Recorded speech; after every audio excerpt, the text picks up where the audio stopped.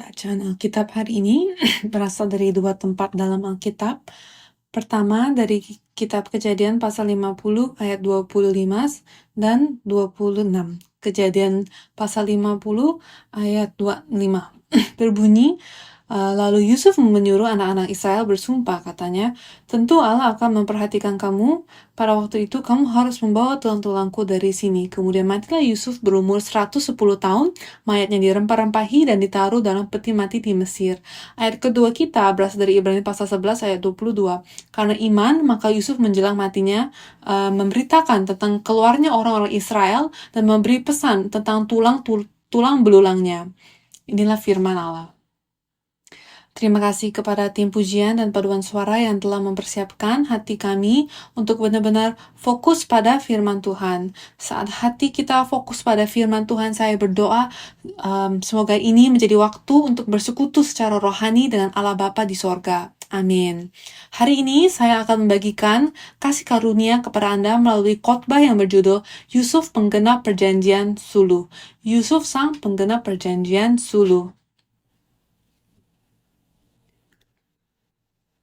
Sekarang perjanjian suluh sangat penting. Perjanjian ini muncul dalam Kejadian pasal 15. Ini adalah salah satu perjanjian yang Allah buat dengan Bapa iman Abraham. Perjanjian ini sangat penting sehingga para ahli teolog menyebutnya sebagai inti dari semua perjanjian. Seperti yang Anda lihat, ada 7 perjanjian yang Allah buat dengan Bapa iman kita. Bapa iman kita Abraham, dan perjanjian keempat yang ada di Kejadian 15 adalah inti dari ketujuh perjanjian tersebut yang disebut perjanjian suluh. Alasan mengapa perjanjian ini sangat penting adalah karena perjanjian ini merupakan cetak biru. Perjanjian ini adalah cetak biru tentang bagaimana anak-anak Allah dapat membangun kerajaannya di bumi ini. Oleh karena itu, ketika kita memahami penggenapan perjanjian suluh, kita juga dapat memahami bagaimana kita harus hidup dalam kehidupan iman kita untuk mengambil bagian dalam berkat yang besar dalam membangun kerajaan Allah bersama-sama di bumi ini. Dan ketika kita melihat perjanjian suluh ini, kita dapat melihat penggenapan yang terakhir, yaitu generasi keempat yang dijanjikan untuk menerima perjanjian ini, yaitu Yusuf.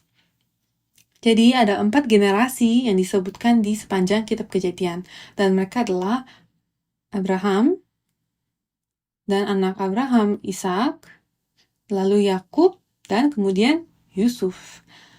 Mari kita buka 1 Tawarikh 5 ayat 1 dan 2. Meskipun Yakub memiliki banyak anak laki-laki, 12 anak laki-laki kan, tapi Tuhan dengan jelas mengatakan dalam Alkitab, hak kesulungan, yang berarti penggenapan perjanjian, hak istimewa yang diberikan oleh Tuhan, diberikan bukan kepada anak nomor 1, nomor 2, nomor 3, nomor 4, tetapi kepada Yusuf, yang merupakan anak ke-11. Mari kita baca ini bersama-sama untuk meriksanya ya. Oke, anak-anak Ruben, anak sulung Israel, dialah anak sulung. Tapi karena ia telah melanggar kesucian petitur ayahnya, maka hak kesulungannya diberikan kepada keturunan dari Yusuf, anak Israel juga, sekalipun tidak tercatat dalam silsilah sebagai anak sulung. Memang Yehudlah yang melebihi saudara-saudaranya, bahkan salah seorang dari antaranya menjadi raja. Namun hak kesulungan itu milik siapa? Yusuf. Di sini Tuhan menekankan 2 kali bagaimana hak anak sulung, hak istimewa untuk menggenapi perjanjian suluh diserahkan kepada siapa?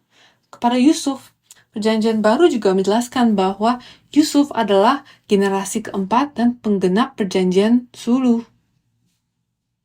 Ayat ini dalam kitab Ibrani ini sangat menarik karena ayat ini benar-benar menunjukkan semacam pengakuan mengapa keempat bapa leluhur ini menerima hak kesulungan. Jadi, pertama-tama mari kita buka Ibrani 11 ayat 8. Ada pola seperti ini. Ibrani 11 dikenal sebagai pasal tentang iman. Orang yang tercantum di sini diakui oleh Allah karena iman mereka. Jadi dalam ayat 8 dikatakan, karena iman Abraham, dan ayat 20 melanjutkan, iman diteruskan kepada anaknya Ishak, maka ayat ini dibuka dengan karena iman Ishak. Juga jika Anda membuka ayat 21, ayat berikutnya dikatakan, karena iman Yakub. Dan kemudian generasi keempat adalah karena iman Yusuf. Tetapi perlu diingat apa yang Tuhan ingat tentang kehidupan Yusuf. Dia memiliki kehidupan yang luar biasa. Dia adalah seorang Yahudi, tetapi dia menjadi seorang Perdana Menteri di negara terbesar pada saat itu, Mesir. Tetapi Tuhan tidak mengingat bagian itu. Tapi dia mengingat bagian ini. Ya, kita baca ayat 22. Karena iman, maka Yusuf menjelang matinya memberitakan tentang keluarnya orang-orang Israel dan memberi pesan tentang tulang belulangnya. Jadi ada 3 hal yang saya ingin Anda ingat berdasarkan ayat ini. Allah mengingat Yusuf ketika ia sedang sekarat. Allah mengingat Yusuf di ranjang kematiannya. Dan yang kedua, Allah mengingat Yusuf karena pesannya kepada keturunannya tentang peristiwa keluaran. Dan ketiga, Allah mengingat Yusuf karena ia menceritakan kepada keturunannya tentang tulang belulangnya. Jadi, ada 3 hal ya. Kita tahu dalam Yohanes pasal 5 ayat 39, Yesus sendiri menyatakan bahwa semua kitab suci bersaksi tentang Dia. Yang berarti, bahkan dalam perjanjian lama, di mana nama Yesus tidak muncul, semua bagian dari perjanjian lama juga bersaksi tentang Yesus Kristus. Dan hari ini, saya ingin mengkaji bersama bagaimana Yusuf yang hidup ribuan tahun yang lalu ini menubuatkan tentang Yesus Kristus. Mari kita pahami bagaimana Yusuf menubuatkan Yesus Kristus. Kita juga dapat memahami bagaimana kita juga dapat hidup sebagai murid-murid Yesus seperti yang telah diajarkan dalam kebaktian kedua kita hari ini. Mari kita pergi ke tempat kejadiannya, ranjang kematian Yusuf. Mari kita buka Kejadian pasal 50 ayat 24-25. Ini adalah pesan yang Yusuf berikan kepada keturunannya. Berkatalah Yusuf kepada saudara-saudaranya, tidak lama lagi aku akan mati. Tentu Allah akan memperhatikan kamu dan membawa kamu keluar dari negeri ini ke negeri yang telah dijanjikannya dengan sumpah kepada Abraham, Ishak, dan Yakub. Ini menunjukkan bahwa dia adalah generasi keempat kan. Lalu Yusuf menyuruh anak-anak Israel bersumpah, katanya, tentu Allah akan memperhatikan kamu. Pada waktu itu kamu harus membawa tulang-tulangku dari sini. Sehingga kita dapat melihat di sini bahwa dia mengulangi kalimat yang sama sebanyak 2 kali. Apa itu? Tentu Allah akan memperhatikan kamu. Di sini, kata memperhatikan, jika Anda melanjutkan ke slide berikutnya, adalah pakat dalam bahasa Ibrani. Ketika kata ini digunakan dalam kaitannya dengan Allah sendiri, ini berarti Allah akan mengunjungi umatnya. Tetapi kunjungannya kepada umatnya akan menjadi berkat, karena Allah akan menjaga Anda dan membawa Anda keluar dari sini menuju tanah perjanjian. Namun jika Anda bukan umatnya, kunjungan Allah juga berarti hukuman. Dan kata lain, eksekusi, penghakiman. Jadi wasiat terakhir Yusuf sudah menunjukkan hari-hari terakhir kan? Anda dapat melihat bahwa Yusuf menyadari bahwa Tuhan akan datang dan berkunjung 360 tahun kemudian ke Mesir, dan dia benar-benar menghukum mereka dan memberi penghakiman. Ia melaksanakan penghakiman atas bangsa Israel, dan pada saat yang sama kunjungannya membebaskan bangsa Israel dari dunia yang penuh dosa di Mesir dan membawa mereka ke tanah yang dijanjikan.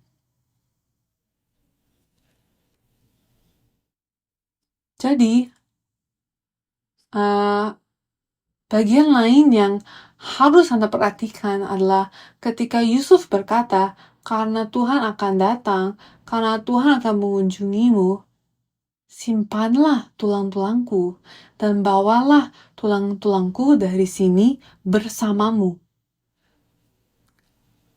Jika Anda melihat Kejadian pasal 50, bagian awal dari pasal ini dan pasal 49, kita melihat prosesi pemakaman yang megah. Prosesi pemakaman tersebut adalah untuk ayah Yusuf, yaitu Yakub.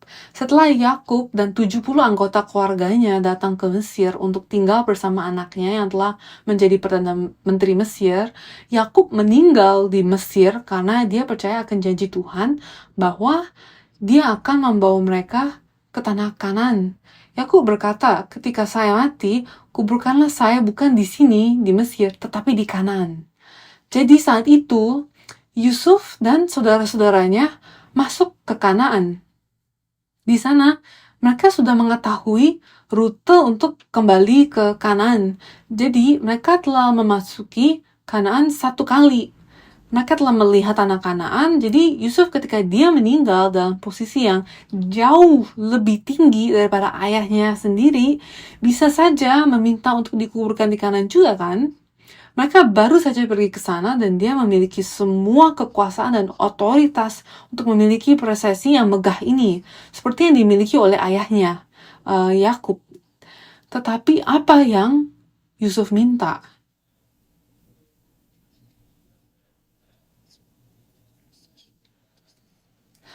Dia berkata, ketika engkau pergi, ketika Tuhan kembali, bawalah aku bersamamu. Jadi Yusuf bisa saja memilih untuk dikuburkan terlebih dahulu seperti ayahnya Yakub di Kanaan, tapi Yusuf menolak dan tidak memilih jalan itu. Dia lebih memilih untuk dimumikan. Dia tidak ingin dikuburkan sendirian di Kanaan. Dia ingin dikuburkan bersama dengan bangsanya. Jadi pada masa itu, mumifikasi sebenarnya melambangkan bahwa selama mumi itu ada, orang-orang percaya bahwa orang tersebut masih hidup bersama mereka. Jadi ketika Yusuf berkata, ketika saya mati, dia berkata, saya sekarat tapi Tuhan akan mengunjungi kalian. Saya sekarat tapi bawa tulang belulang saya dari sini ketika kalian melakukan eksodus. Ini adalah pernyataan yang sangat kuat.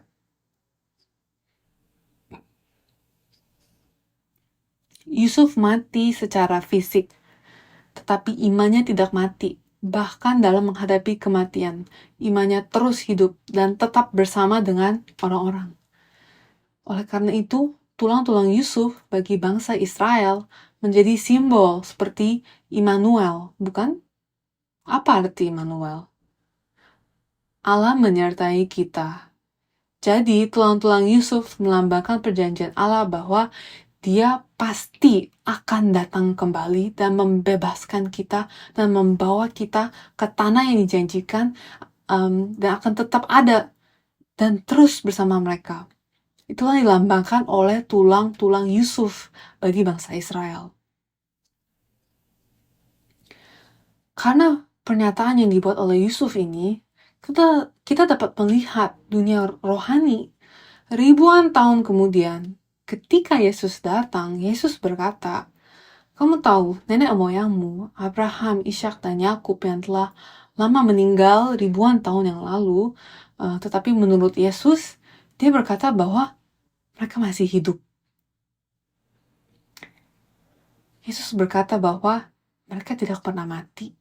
Mereka masih hidup karena aku bukan Allah orang mati. Aku adalah Allah Abraham, Ishak, dan Yakub. Aku adalah Allah orang hidup. Mari kita buka Matius pasal 22 ayat 32. Mari kita baca bersama, oke? Dikatakan, akulah Allah Abraham, Allah Ishak, dan Allah Yakub. Ia bukanlah Allah orang mati, melainkan Allah orang hidup. Inilah yang dinyatakan oleh Yesus Kristus sendiri. Kita dapat melihat definisi dari hidup yang sejati. Kita boleh saja memiliki status bahwa kita orang hidup, tetapi jika tidak ada iman atau kepercayaan kepada janji Allah, bagi Allah kita tampak seperti orang mati. Tetapi bagi Allah, iman kita tetap hidup. Meskipun kita mungkin mati, kita masih hidup di hadapan Allah selama kita berpegang pada perjanjian Allah. Ini adalah kunci yang sangat penting dalam perjanjian suluh. Dalam membangun kerajaan Allah. Kerajaan Allah ini dibangun dengan iman, bukan dengan hal-hal fisik di dunia ini. Jadi, mari kita buka Kejadian 50 ayat 26. Kemudian matilah Yusuf berumur 110 tahun, mayatnya dirempah-rempahi dan ditaruh dalam peti mati di Mesir. Dia memilih untuk tetap bersama dengan bangsanya, dia tidak ingin pergi mendahului bangsanya dan dikuburkan sendirian. Bagaimanakah hal ini menunjukkan Yesus Kristus?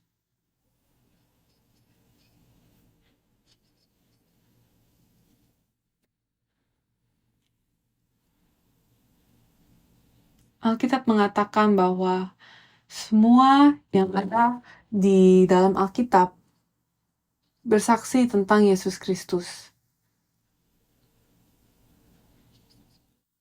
Tulang-tulang Yusuf, ketika dia meninggal, dia lebih memilih untuk menjadi satu dengan orang-orang Israel. Itulah yang menjadi arti dari tulang-tulangnya.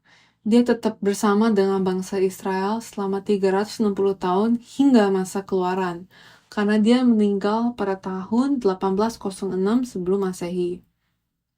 Dan peristiwa keluaran akhirnya terjadi pada tahun 1446 sebelum Masehi. Jadi selama hampir 360 tahun, tulang-tulang Yusuf menjadi tanda Immanuel bagi bangsa Israel yang mengatakan bahwa Tuhan pasti akan datang kembali. Tuhan akan mengambil kita dari sini, dari dunia yang penuh dosa ini, dan membawa kita ke tanah yang dijanjikan. Ini adalah cetak biru dari apa yang akan terjadi di dalam hidup kita melalui Yesus Kristus. Yesus juga memilih jalan Eksodus, sehingga di sini dia bisa saja mentransfigurasi dan naik ke surga, tetapi dia tidak memilih jalan itu. Dia lebih memilih untuk mati, untuk menjadi satu dengan umatnya.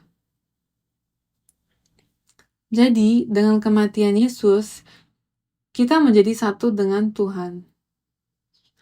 Mari kita lihat ayat dalam Alkitab. Kita buka Lukas pasal 9 ayat 31. Ini sebenarnya adalah sebuah adegan, sebuah peristiwa transfigurasi. Yesus sudah mentransfigurasi di hadapan banyak orang untuk dilihat oleh orang banyak kan, dan di sini dikatakan, dan tampaklah dua orang berbicara dengan dia, yaitu Musa dan Elia. Keduanya menampakkan diri dalam kemuliaan dan berbicara tentang tujuan kepergiannya yang akan digenapinya di Yerusalem. Harap diperhatikan bahwa kata kepergian di sini adalah kata keluaran kan, Exodus. Jadi ingatlah Ibrani pasal 11 ayat 2. Yusuf di ranca kematian berbicara tentang keluaran atau Exodus dan tulang-tulangnya kan. Jadi di atas bukit transfigurasi, Yesus berbicara tentang kepergiannya. Bagaimana dia akan pergi dari dunia ini tidak sendirian. Dia ingin melakukan Exodus bersama kita semua. Jadi kita lihat kematian Yusuf benar-benar mengingatkan kita akan kematian Yesus Kristus. Dan kata kunci dalam kematian ini adalah kesatuan. Untuk menjadi satu dengan umatnya. Jadi, sebelum kita membaca lebih banyak ayat, di manakah tempat tujuan akhirnya? Itu adalah Syekhem. Ketika kita masuk ke Syekhem dan melihat makna historis penebusannya, kematian Yesus untuk menjadi satu dengan kita menjadi jelas. Syekhem sebenarnya adalah tempat yang sangat-sangat penting dalam sejarah penebusan. Pertama, bapa leluhur kita, Abraham, ketika Abraham pertama kali masuk ke tanah Kanaan, tempat pertama di mana Allah menampakkan diri dan berkata kepada Abraham, aku akan memberikan seluruh negeri ini kepadamu dan keturunanmu, adalah di sini, di Syekhem. Dan itu ada di Kejadian pasal 12 ayat 7. Dan di sana Abraham membangun mezbahnya yang pertama. Dan yang kedua adalah tempat di mana Yakub membeli tanah setelah kembali dari Padan Aram. Ingatlah bahwa ia melarikan diri dari kakaknya, ya Esau, selama 20 tahun dan ia kembali ke Padan Aram. Di Kejadian 33 ayat 18 sampai 20, kita melihat di mana Yakub benar-benar kembali dan membeli sebidang tanah itu. Jadi begitu Anda membelinya, tanah itu menjadi milik Anda kan. Jadi Yakub telah mendapatkan tempat yang disebut Shechem. Mengapa? Mungkin karena ayahnya Ishak, kakeknya Abraham berkata, "Hei, disitulah tempat di mana Tuhan menampakkan dirinya kepadaku. Ketika Anda memiliki uang, ketika Anda memiliki waktu nanti, pasti kamu membeli tanah itu." Itu pasti sudah menjadi tempat yang sangat istimewa bagi seluruh warganya kan. Dan tempat itu menjadi apa nantinya? Yakub ketika dia meninggal, dia mewariskan tanah ini kepada Yusuf. Dia berkata, "Aku akan memberikan satu bagian lagi kepadamu." Dan kata satu bagian dalam bahasa Ibrani dalam ayat ini sebenarnya adalah Shechem. Sehingga ini nantinya akan menjadi tempat pemakaman bagi Yusuf.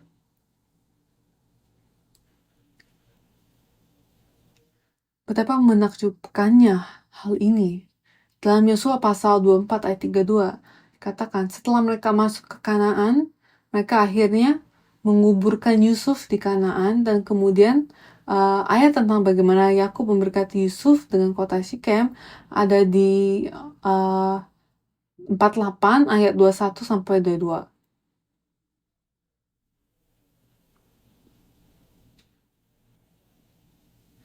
Tapi satu catatan lagi tentang Shechem.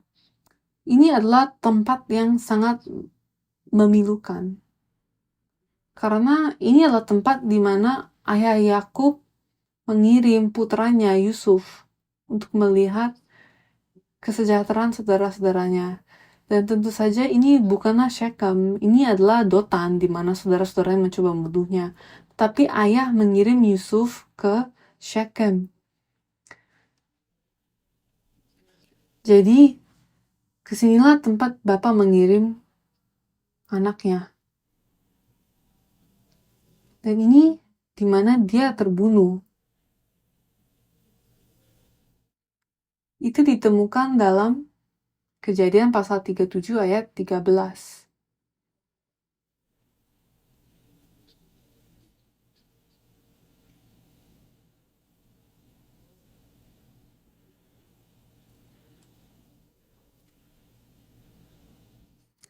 Dengan cara yang sama, Yesus diutus oleh Tuhan, dan ke tempat di mana Yesus diutus. Disitulah Yesus mati kan. Jadi, Shechem adalah tempat yang sangat penting. Shechem sebenarnya memiliki arti sejarah penebusan yang sangat penting. Mari kita lihat ini dulu, makna penebusan dari Shechem. Di mana Yesus dikuburkan, Shechem sebenarnya berarti memikul atau menanggung beban. Yesus menanggung semua dosa kita dan disalibkan. Ya kan? Itulah arti dari Shechem, tempat di mana Tuhan menanggung beban kita. Kata Shechem berasal dari kata kerja Shakam, dan Shakam sebenarnya juga berarti bangun pagi-pagi sekali. Tempat di mana Tuhan mati dengan menanggung semua dosa dan beban kita adalah tempat di mana Dia bangkit di pagi hari. Jadi di sini Shechem mewakili secara sejarah penebusan, penyaliban dan kebangkitan Yesus Kristus. Jadi ini adalah tempat kematian. Tetapi karena kematian Tuhan, ada kuasa kebangkitan dan kehidupan. Mari kita lihat ayat di mana ayah Yakub mengutus putranya Yusuf. Mari kita buka Kejadian 37 ayat 13. Lalu Israel berkata kepada Yusuf, "Bukankah saudara-saudaramu menggembalakan kambing domba dekat Syechem? Marilah engkau kusuruh kepada mereka." Saud Yusuf, "Ya Bapa." Dengan cara yang sama Tuhan mengutus Yesus ke dunia ini untuk menemukan kesejahteraan bagi saudara-saudaranya. Tetapi saudara-saudara Yesus akhirnya membunuh Yesus. Disitulah Syechem berada. Jadi di sini, Yusuf tetap bersama dengan bangsa Israel. Mereka melakukan eksodus dan datang ke Shechem. Dan kita tahu bahwa tempat ini menjadi pertanda bagaimana Yesus Kristus datang demi kita dan dia memilih jalan kematian. Dan kematian ini sangat misterius.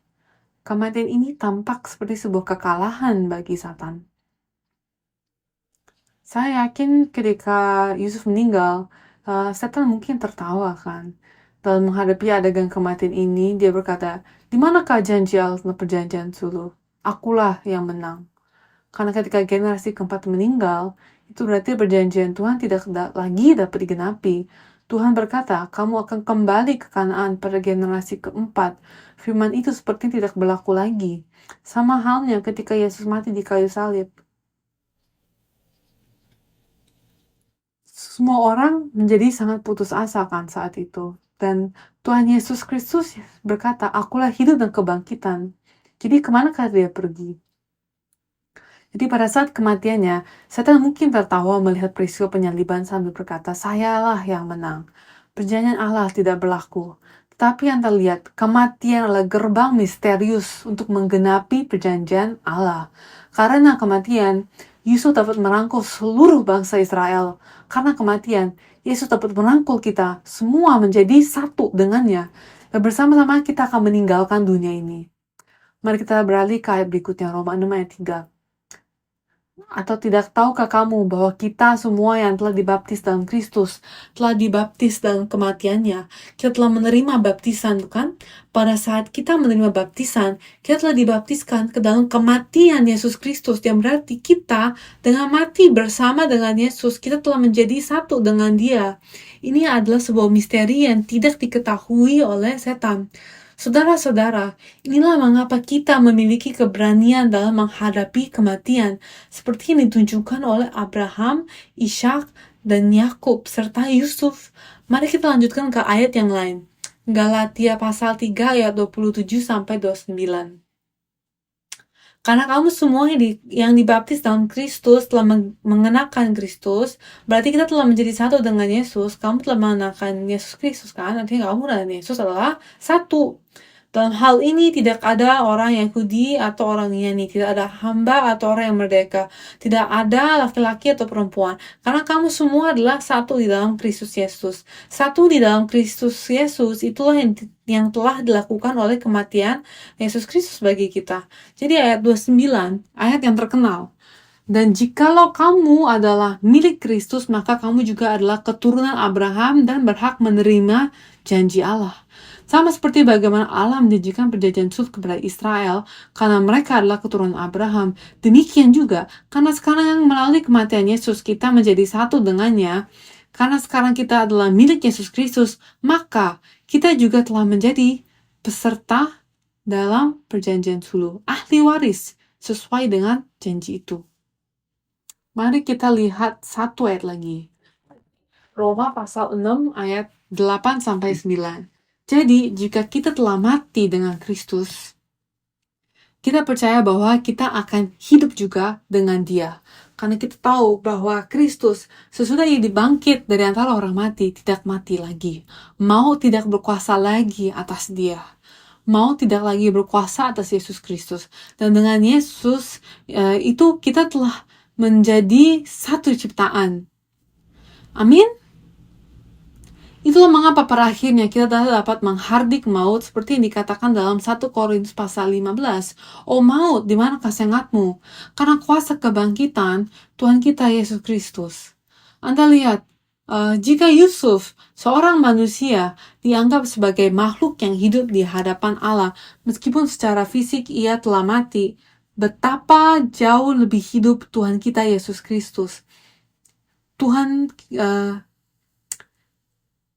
kita hidup, mau tidak berkuasa atasnya.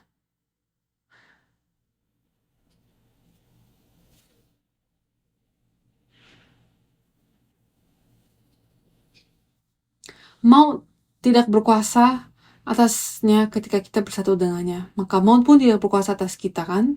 Saya berdoa agar kebenaran ini semakin nyata dalam kehidupan kita sehari-hari.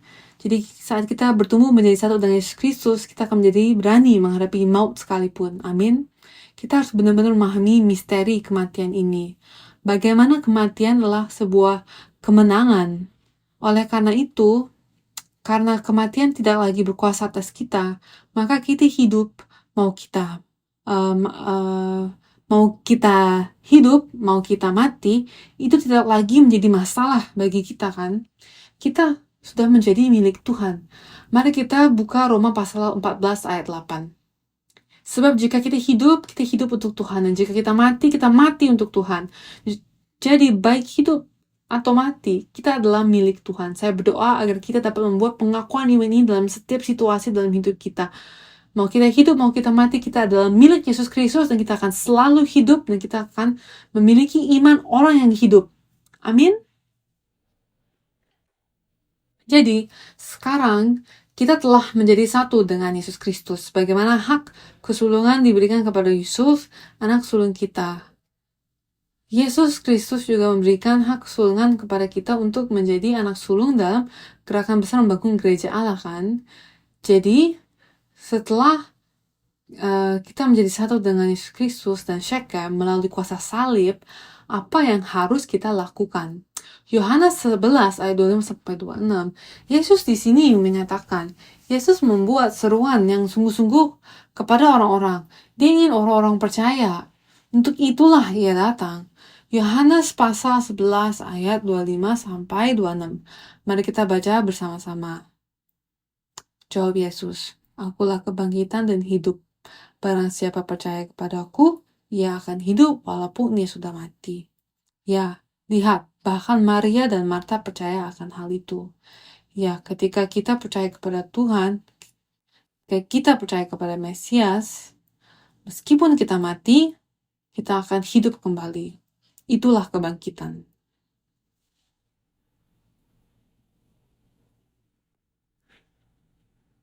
Yesus berkata, Akulah kebangkitan dan hidup itu sendiri. Jadi dia berkata, ya, jika Anda mati dan percaya, Anda masih hidup melalui kebangkitan.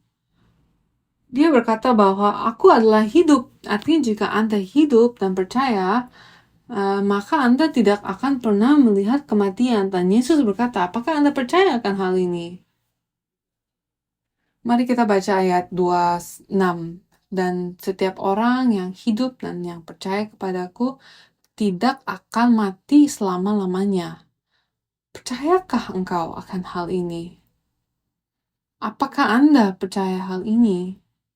Ini sulit karena semua orang telah mati sejak kejatuhan Adam kan? Karena dosa satu orang, maka maut menjalar kepada semua orang. Jadi semua orang sekarang tertipu untuk percaya bahwa kematian adalah bagian dari fenomena alam yang harus dihadapi manusia. Namun di sini, Yesus Kristus datang dan menyatakan, Akulah kebangkitan, dan bukan hanya itu, Akulah hidup.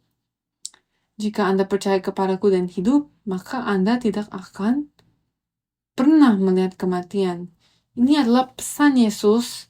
Ini adalah pesan yang Yesus ingin sampaikan kepada orang-orang dan kepada gereja Pyeongkangcheol, sangat diberkati untuk dibina sampai hari ini dengan firman transfigurasi. Bukan hanya firman kebangkitan. Berdasarkan Yohanes pasal 11 ayat 25-26. Jadi, setelah kita menerima berkat yang luar biasa ini, yaitu menjadi satu di dalam Yesus Kristus, setelah kita menjadi satu dengan Yesus yang tidak lagi dikuasai maut, setelah kita menerima keberanian dan kuasa untuk menghadapi maut sekalipun, apakah kewajiban yang harus dilakukan anak sulung untuk bapaknya? Menyebarkan kehidupan. Kita ada bukan hanya untuk diri kita sendiri untuk hidup. Anak sulung selalu menjaga adik-adiknya. Kita ada karena kita memiliki tugas yang luar biasa untuk menyelamatkan dunia. Itulah yang dilakukan oleh Yusuf. Waktu dia menghadapi Firaun dan menjadi Perdana Menteri, Firaun memberi nama Yusuf yang sangat penting. Mari kita buka ayat berikutnya dari kitab Kejadian. Oke? Pasal 50 ayat 20. Di sini setelah semua cobaan yang dialami Yusuf selama bertahun-tahun karena saudaranya karena saudaranya mencoba membunuhnya. Itulah bagaimana dia berakhir di Mesir, kan? Inilah yang dikatakan Yusuf kepada saudara-saudara pada akhirnya. Memang kamu telah mereka-rekakan yang jahat terhadap aku, tetapi Allah telah mereka-rekakannya untuk kebaikan, dengan maksud melakukan seperti yang terjadi sekarang ini, yakni memelihara hidup suatu bangsa yang besar. Oleh karena itu, Firaun menamai Yusuf.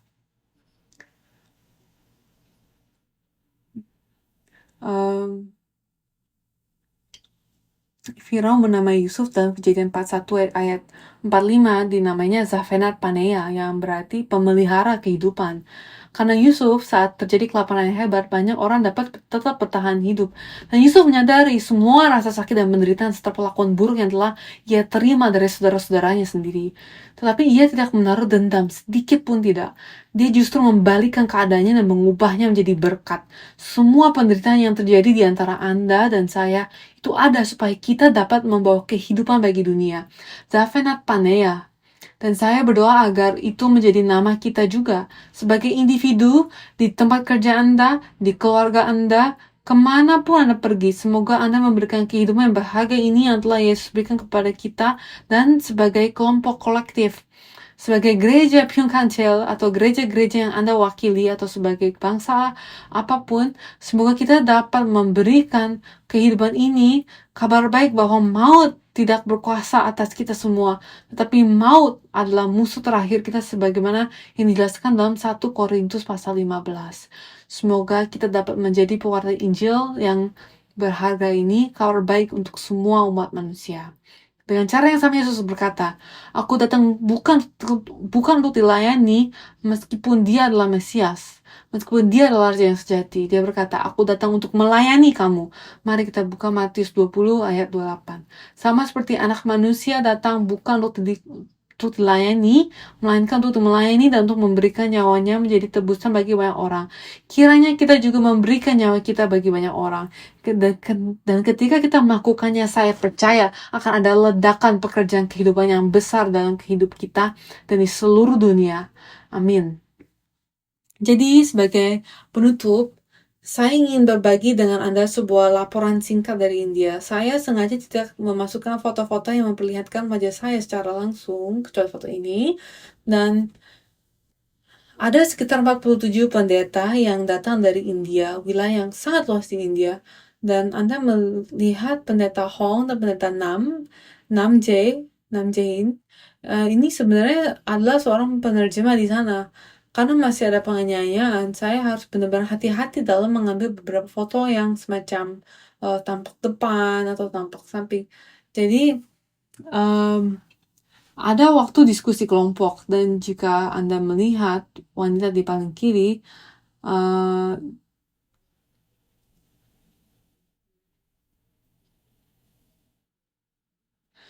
dia berdiri di depan buku-buku kan, dan bagi mereka bahasa Inggris tidak mudah untuk dibaca, tetapi dia berdiri di depan buku-buku dan berkata, saya belum pernah mendengar pesan seperti ini dan mata saya terbuka pada Alkitab sekarang. Dan dia tidak tahu bahwa buku ini dijual dengan harga sekitar 10.000 won atau $10 dalam mata uang kita. Tapi di sana gaji harian mereka sekitar 2.000 won, jadi sekitar $2 kan. Jadi ketika kami menjual buku ini seharga $10 itu terlalu mahal. Jadi kami akhirnya menjual buku ini seharga 1.500 won. Dan dia benar-benar membeli kelima buku kita, dan kami sangat-sangat kagum. Saya bertobat banyak karena kami perlu 10 tahun kan, 2017, 18, 2007, 2000. Jadi 11 tahun kan kami mempelajari firman sejarah penebusan. Mereka ini adalah kedua kalinya mereka mempelajari firman sejarah. Jadi dalam 2 hari mereka sudah melakukan semua perhitungan, dan hati mereka terbakar dan berkata, kita harus menyebarkan firman ini. Kita harus mengajarkan firman ini kepada orang-orang kita. Jadi kita dapat melihat betapa bersemangatnya mereka dalam waktu diskusi kelompok kan. Slide berikutnya. Di sini pendeta ini sedang mempresentasikan bagaimana ada Melamek hidup sejaman selama 56 tahun, dan dia menulis banyak hal setelah itu, tapi saya belum mengambil foto-foto itu kan. Jadi ada mengatakan bahwa dia berumur 130 tahun, itulah bagian yang dia miliki. Setelah mendengarkannya sekali saja, mereka sudah bisa melakukan ini kan. Dan mereka benar-benar menjalani waktu diskusi karena mereka sekarang memiliki tugas untuk mempresentasikannya. Ya kan? Setelah berdiskusi selama 30 menit, di slide berikutnya coba saya tidak bisa berhenti mengambil foto di sini. Seberapa baik mereka mencatat, seberapa banyak mereka benar menyerap kata demi kata, dan ini sulit. Anda tahu bagaimana kuil Salomo dibangun dalam waktu 6 tahun, 6 bulan kan? Bukan 7 tahun dan 7 bulan. Itu berdasarkan buku keempat. Jadi setelah mendengarkan ini dan memperoleh semua perhitungan, kami membuat lelucon seperti India. Orang-orang di India dikenal sebagai yang paling pintar dengan angka. Mereka adalah ahli matematika yang terhebat kan? Tapi di sini kami sebenarnya saya sangat buruk dengan angka, dan kami mengajari mereka matematika Alkitab, dan kami pikir itu sangat menakjubkan. Dan kemudian satu lagi orang ini, dia benar-benar terbang jauh-jauh dari Mumbai, yang sangat jauh dari New Delhi. New Delhi berada di Mumbai Utara di pantai barat. Jadi dia terbang untuk mempelajari ini semua. Dan kayaknya sampai di sini ya presentasi saya. Kayaknya slide terakhir ya. Oke. Jadi di akhir zaman, Tuhan berkata seperti halnya pada zaman Yusuf, akan ada kelaparan. Dan Tuhan mencari Zaphenat Paneah yang rohani, yaitu yang memberi kehidupan. Dan ada banyak sekali bangsa yang diwakili di sini. Perancis, Pakistan, Amerika Serikat, ada banyak tempat di seluruh dunia kan. Semoga kita merespons panggilan Bapa. Yesus berkata, sama seperti Bapa mengutus aku, sekarang aku mengutus kamu. Marilah kita menjawab amin atas panggilannya. Marilah kita menjadi orang-orang yang menyebarkan firman ini dengan cara apapun yang memungkinkan bagi kita. Dan marilah kita hidup untuk benar-benar menjadi orang-orang yang memberikan karya kehidupan yang luar biasa. Amin. Marilah kita baca Amos pasal 8 ayat 11. Kelaparan itu bukan kelaparan akan roti ataupun kehausan akan air, melainkan itu adalah kehausan akan mendengar firman Tuhan. Mari kita baca bersama-sama Amos pasal 8 ayat 11. Sesungguhnya waktu akan datang, demikian firman Tuhan Allah. Aku akan mengirimkan kelaparan ke negeri ini, bukan kelaparan akan makanan dan bukan kehausan akan air, melainkan akan mendengarkan firman Tuhan. Roti kehidupan yang benar adalah Yesus Kristus kan? Marilah kita membagikan roti hidup yang istimewa seperti yang dikatakan dalam Yohanes pasal 6 ayat 35. Akulah roti hidup. Marilah kita menjadi saksi yang benar tentang Tuhan kita, Yesus Kristus. Amin. Mari kita tutup dengan doa. Bapa kami berterima kasih karena Engkau telah membukakan firman-Mu kepada kami untuk mengajarkan kepada kami bahwa maut tidak lagi berkuasa atas Tuhan kami, Yesus Kristus. Kematian adalah sebuah gerbang misteri yang istimewa yang memungkinkan Yesus dan kami menjadi satu. Tolonglah kami untuk benar-benar memiliki keyakinan yang kuat atas apa yang telah Engkau lakukan bagi kami saat kami belajar lebih banyak lagi tentang Yusuf dan Perjanjian Lama. Karena Engkau telah mengajarkan kepada kami bahwa segala sesuatu yang disaksikan oleh firman-Mu adalah tentang Engkau, maka Bapa, tolonglah kami untuk mengetahui lebih banyak lagi tentang Engkau. Tolonglah kami untuk mengetahui lebih banyak tentang kami dan kuatkanlah kami agar kami dapat sungguh-sungguh memenuhi panggilan dengan menjadi saksi-Mu yang sejati di akhir zaman ini. Berkatilah Shiloh untuk menjadi Zaphenat Paneah rohani yang menyebarkan roti kehidupan yang sejati kepada segala bangsa dan suku dan bahasa.